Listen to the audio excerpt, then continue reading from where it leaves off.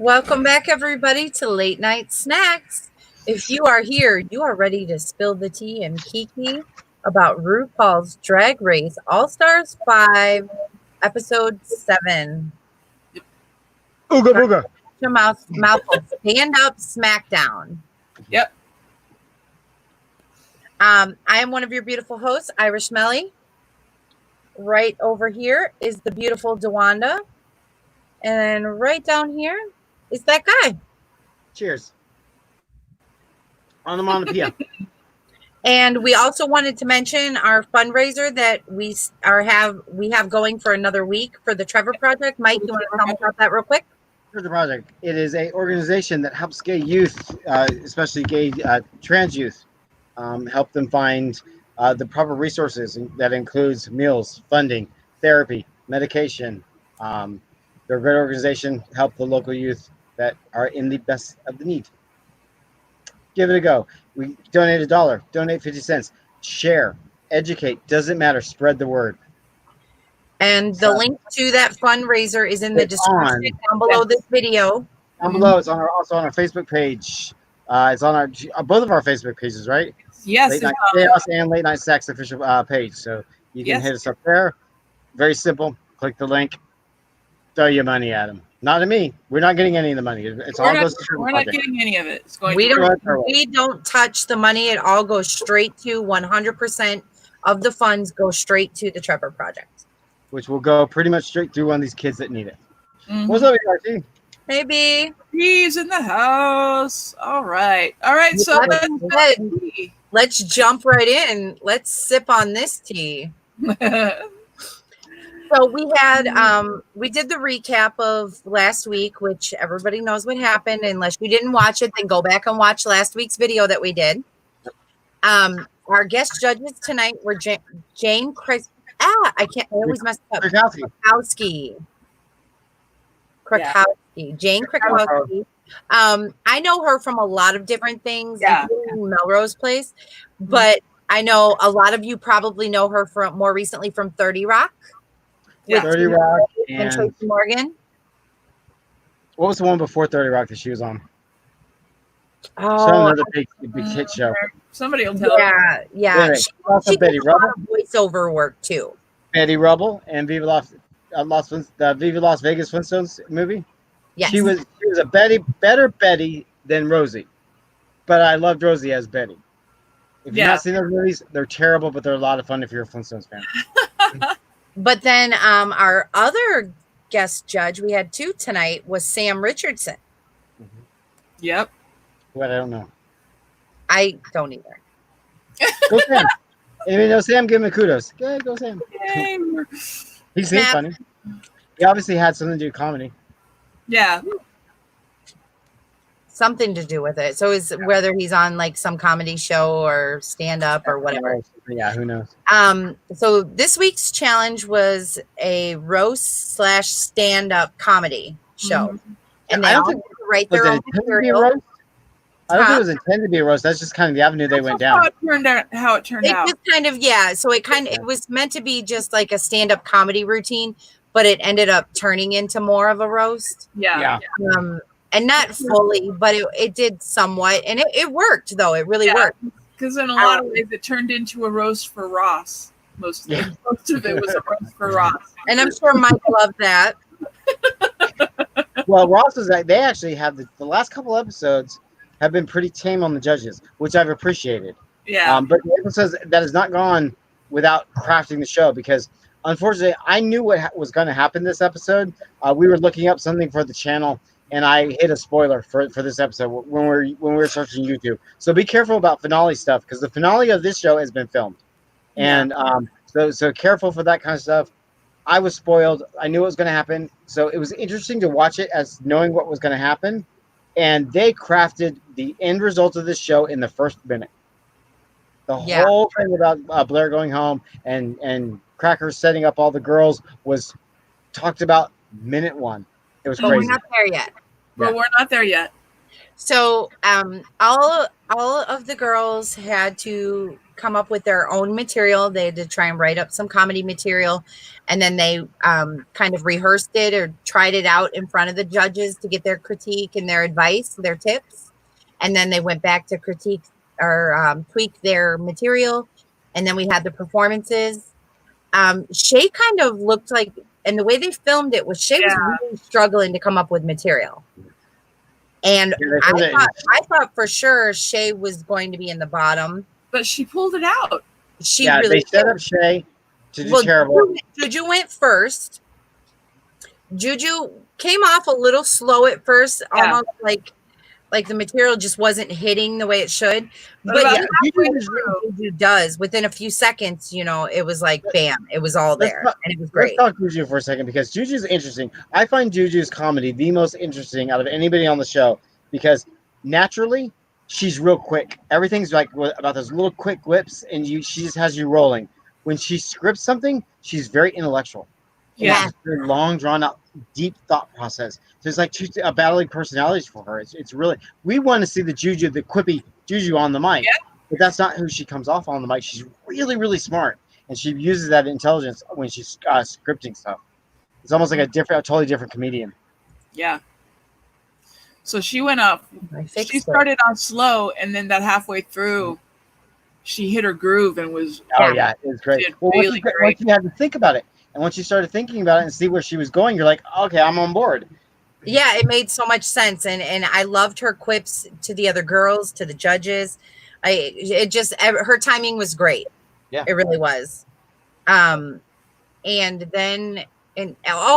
what we didn't mention is that since Cracker had won the previous challenge, Cracker got to decide the order of who would go in the comedy routines, and that came out really bad. It was easy. Yeah.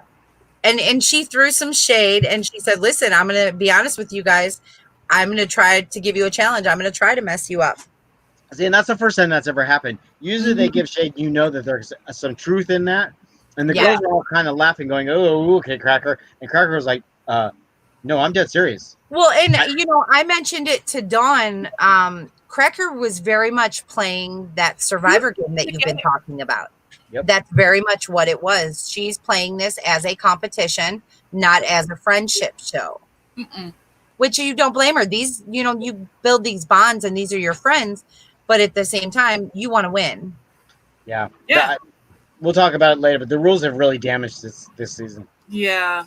So then after Jujubee was Blair. Blair went second. Blair. Oh, Blair. Let's just say Blair had her notebook out with her, which I don't think anybody else did. Talk about her rehearsal first, because this is where it all went crazy. Yeah, her rehearsal was great. She got some. She got really good critiques during the rehearsal, and they gave her, a few tips here and there to tweak some stuff, and that it was great. They were laughing their asses off. She came out with so much confidence. She was like, "Oh, I'm gonna win this." Blah blah blah. Yes, it was painful. She really did, and we've seen this in previous challenges from from Blair. Blair, yeah. But the thing is that I think it's that overconfidence where she wasn't challenging herself to meet the expectations of the challenge. Well, see, it was also. The material that she was delivering in the rehearsal was not the material she came out with during the show. I know. What are you doing? That's not what they were laughing at when you were rehearsing. Right. I don't know. Well, and then, like I said, she had her notebook out there with her, and it was just like I wanted to cry for her. It was so awkward, and the timing was off. The jokes weren't funny. And then she stopped in the middle, right before a punchline, in the middle of a punchline. Turn the page. Turn the page to get the punchline. Like, memorize some of this stuff. Come on, everybody else did. Well, she caught wind of how bad she was doing. She got that. Oh yeah, feel in the room. You saw her face. She knew, but she knew she had to finish it too. Yeah. And that was. She did well on her toes. She held it together to finish. She did. Yeah, she did. she followed through, and she did finish it. And she, like I said, you could see her in her face. She knew she failed. Oh yeah, it's a very emotional thing to go through. Yeah. And then our third contestant, our third comedian was Cracker. Yep. She was the most comfortable on stage. Yes, she was. She owned that stage. She did. She owned it. She was confident, but she wasn't cocky about it. Her shade was great. You know, it wasn't mean. And that, unfortunately, was part of the problem with Blair. A lot of Blair's shade was Blair stuff was mean. She was trying to be funny. She wasn't trying to be mean at all. It just came across as mean. It wasn't funny. Cracker is another one that has a very interesting demeanor and take on comedy. And once you get on board, you're there with her. But if you're like uncomfortable with her comedy, you're like really put off by it. But she's quick too. She's really intelligent as well with it. She is. And her timing was great and everything. Yeah. She made me laugh. I was rolling in my seat. I was like, oh my God. You know, it was hilarious. Juju had me laughing too, but Cracker, I was almost crying. She had me cracking up. Well, I was most worried about Shay because. And then Shay, we get to Shay. Shay was the fourth one. He wanted to do. Shay, we were really worried about Shay because Shay was struggling to come up with material. She was talking about how she did not know how she was going to come up with material. She wasn't as funny as the other girls, and she knew it. Yeah. But pulled it out. I was expecting a bomb, and I was expecting like really good from Blair, and we got the opposite. I know. Where Shay came out, and she actually killed it. I was laughing, and I didn't think I was going to laugh at her jokes, and it was funny. How much was the show setting that up? Exactly. Yeah. Well, and you know it was because then our edit that we get right before the commercial break, before they announced the critiques from the judges about the comedy challenge, they said one thing about, you know, I felt bad for you, but they showed Shay. And then they said, oh, you did amazing and you pulled this off. And they looked at Blair. So it was like they were trying to edit it to not let us realize that's what's going to happen, even though we just watched it and we knew that wouldn't be what they were saying. I knew what was going to happen in the first minute. Right. Mm-hmm. So then Cracker obviously wins that challenge. So she ended up winning 2 weeks. No, she didn't win. She didn't win yet. I'm sorry. First we get to the runway, and the category for runway was freak. Yeah. Cool category. Yeah. Oh my goodness. These outfits. Really cool. My favorite runway of the season. Yes. It was so creative, but it was vibrant. Mm-hmm. Now we had Juju in like a jester's type of outfit with like a long sewn together boa kind of thing that matched with the outfit, but it was it was very jester-like, where you see the one pattern on half and the other pattern on the other half, or maybe even clown-esque. And she took off that mask, and she was gorgeous underneath there. Yeah. Oh my God! And let me just point out, backstage, we saw a little clip on Untucked where you know, she had the mask on and everything, and she walked out and she said, "You're going to have to take that mask off." She said, "Can I keep it on, please?" Nice little throwback for those of you who didn't catch that. That was great. But yeah, she took off that mask and she was gorgeous underneath there. Yeah. Gorgeous. And then we get Blair. Blair came out, and Blair's was creative too. It was like a Cheshire cat with she had the cat face mask on, and she took that off right towards the end. But she had this like furry cat tail and this furry bra over a bodysuit, and you know, like it worked. It looked good. What horror film was that face mask from? That's a horror film character with that smile. That's like the Cheshire cat. That's the Cheshire cat, yeah. Yeah. And that's what she was going for, was from Alice similar to like a Cheshire cat. And then we got Cracker. What did you think about Cracker's look? What was it? Oh, is that from Spy versus came out as like the plague doctor with the plague doctor mask on. Yeah, and it was like a big like a cape shawl type of thing. Yeah. Gorgeous bodysuit on. Yeah, the idea with the mask was really cool, and the outer shell of it, the bodysuit was horrible. with the hair all the way to the floor. It was not crafted right. Well, and right. they pointed out that it was very Cher-esque, and it was. Her look was very old school Cher-esque. Yeah, and the wig looked like 99-cent store wig. It was all matted and it wasn't good. She should have left the mask on. But now her makeup was on point, and her eyes. Did you notice the eyes? Yeah. We had the one contact in one eye, so it looked whited out. Mm-hmm. And then these nails on, darker. These Allen nails. She kept going with the nails. She was showing off those nails. Yeah. And it looks great. And then once, you shouldn't have to tell a story to describe what your outfit is, but we got the information, and she was going for this apocalyptic death type of look. Yeah. It worked. It really did. It worked. And then we got Shay. Shay's was this 90s rave club kid look. Mm-hmm. Yeah. And for that theme, it would have worked great. Although I thought the makeup was a little sloppy. It didn't seem to, and maybe sloppy is not the word I want, but the makeup didn't seem to fit right with the outfit. And it wasn't the makeup necessarily particularly itself. It was more the colors of the makeup. Mm-hmm. Yeah, I can go with that. Had she gone more with, I think, some more neons and some more neon eyeliner and things like that, that's very much would have been in that 90s club kid scene. Yeah, it wasn't. What was the thing? Monsters something esque or it was freak. It was freaks. Freak. It didn't fit that. It fit club kid. Yeah. No, but let me just say, kudos to those shoes.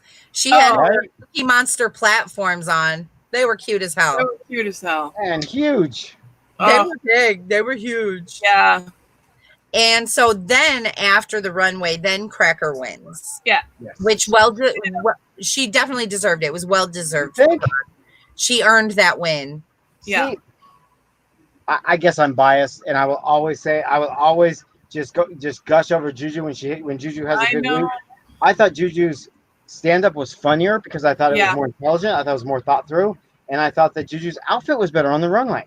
I thought Juju's overall presentation this week. I think I agree. Comedy wise, I thought Cracker definitely. I think they nailed it with giving it to Cracker, but outfit wise with the runway, I think Juju should have won.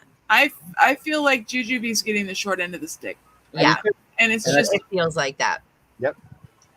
So I'm not saying that just because she's my favorite, but I'm biased. Yeah. But then we get to the lip sync, and we find out who our assassin is, and our assassin for tonight's show was Kennedy Davenport. And can we just give a kudos to Miss Dawn? My predictions this season have been crap when they're usually not, and they've been crap. And it went to commercial break, and I was like, oh, Bob is the assassin. Bob is coming on. Did you see that look on Cracker's face? That was like love and admiration. And Dawn says, no, I think it's going to be Kennedy this week. And I said, why Kennedy? I said, where are you pulling Kennedy out of? She's always just a hunch. Here comes Miss Kennedy walking out. I said, all right, Queen Dawn, I bow you. Here's the crown. Take it, girl. But I have to say, though, I'm disappointed in the lip syncs this time around. Was very disappointed in the lip sync this time. Let me put this transformer down for a second and get on the soapbox. Well, let's talk about the song. We had "Fancy" by Reba McEntire, which is one of my favorite songs I grew up listening to. I did not. It's not what I would pick for Drag Race. Yeah, I have seen that song done in drag, and it is powerhouse. If that song can be just done, because it's a powerhouse song. And it's so obvious what they're doing, and it started with Alyssa that second week. The girls have no hunger to win the money. I know, because it's putting it on the shoulders of the girls. That one girl to vote one vote to send somebody home, and they don't want that hurts them more than the money. So that these girls don't want the money. Now these queens coming on that are the assassin. They don't want to send somebody home or be the holder of the lipstick sending somebody home because of the fan base. The fan base is so rabid. They'll be like, oh, you sent my girl home, when they really had nothing to do with it. Yeah. And it's like, so both of them now for several weeks in a row now have just been throwing the lip sync. Tonight, if this lip sync was done on a regular season, they both would have gone home. Yeah. It was crap. Yes. It was total crap. And I look forward to the lip syncs. They're my favorite part of the show. Let's point that out. We saw with Kennedy that she didn't know the song. It was very obvious. She did not know the words. And she's from the South. She listens to country music. but she might be younger. So she does. But I'm saying from her music, I guess from her music standpoint, when you actually she obviously didn't know the time, didn't take the time to rehearse the words. She was throwing it away. It was so obvious she was throwing it away. And Cracker was like, "Bitch, I'm trying to throw this away." And they're feeding off each other like, "I got to step it up maybe a little Cracker bit." was purposely trying to throw it away, whereas Kennedy just threw it away and not on purpose. All over that stage. The only two people that have done, or like three people that have just really shown out, is when Morgan came on. Morgan and Cracker, that one episode rocked that lip sync. It was one of the best lip syncs of the series, RuPaul. And then when Roxy came on, as much as I can't stand Roxy was trying her heart out to rock that. Pretty much all the way around, everywhere else was like you could just see them throwing it away, not wanting to be the person to send somebody home. And it's like that's not fun to watch. That's not what we come to the lip sync for. And the so I hope this rule doesn't stick. So and you can even see Rue responding this tonight. She was like, "Code word." Yeah. Sorry. So with that being said, we saw that Cracker won the lip sync. She was not happy, like you said, about winning, and then we see that the lipstick she pulls out is Blair's. That was pretty obvious, not only with Blair's performance, but the way, like you said again, the way they were editing it. So which was really our lovely Blair, who I adore and love and think is just gorgeous. I love Blair. Went Did home. Blair deserve to go home this week? Yes. Was that a stupid move on Crackers? Yes. Crackers should send either one of the other two home. Yeah. Crackers should send Juju home. Yes, and especially because she's playing this game. But we'll have to wait and see what the other lipsticks say next week too. I think Crackers gonna win this.